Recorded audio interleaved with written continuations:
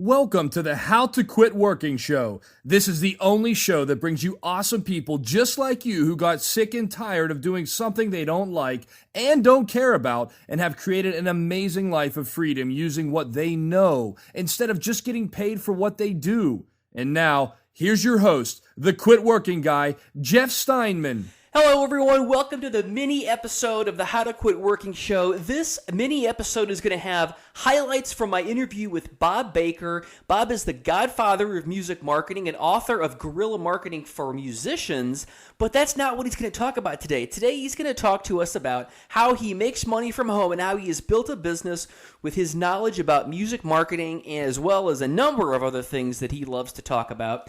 And right here, you're going to get the highlights from the interview, so have a listen. If you want the full episode, you want to hear the full interview, just click below. You can get it either on my website at howtoquitworking.com or on iTunes. It served me well and been making a living doing it exclusively for almost 10 years now. I think a lot of people, when they think of an entrepreneur, they think of sort of a type A driven, sales type of personality. Yeah. And that was not me. In fact, I thought about writing a book called The Entrepreneurs or something. I don't know if I'll ever get around to that. But I didn't have the typical qualities because I'm just as prone to be laid back and and not be in your face kind of salesperson or power lunch kind of guy. I never was that. But I was always drawn to do things that I was interested in, and I also early on, like a lot of people, never felt comfortable in a traditional work environment. Working for somebody else, it was just, I'd border on depression having to drag myself into work. I worked in the corporate world, and I worked in internal communications for a company, so I was actually still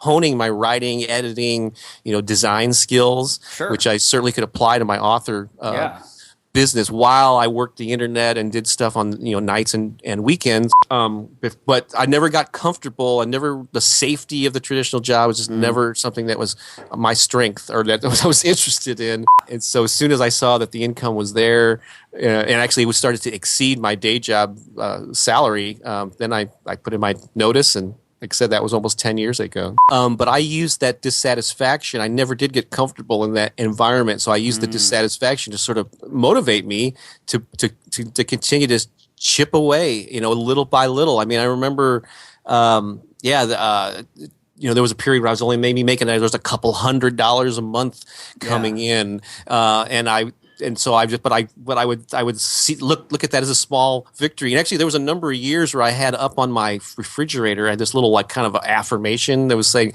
"I now make," and I think at the time it was like $1,000 a week, helping musicians do this, that, and the other thing, and selling books and resources. And I eventually got to that point and then surpassed it. Eventually, like they watched the movie The Secret, and they've heard about the law of attraction, and they visualize. I think visualizing affirmations. All that is a powerful tool, but if you don't back it up with activity, with action, some small step that you're taking on a regular, consistent basis. Because a lot of people, they'll have a vision and they'll say, well, when X, Y, or Z happens, then I'll start really making, put my energy into it. But I've always found that just doing something, some small step that you can do, if not on a daily, at least on a weekly basis. And if you like this episode about making money from home with Bob Baker, just click below to get the full episode. And don't forget to hit like on this episode and subscribe if you want to hear from more awesome people like Bob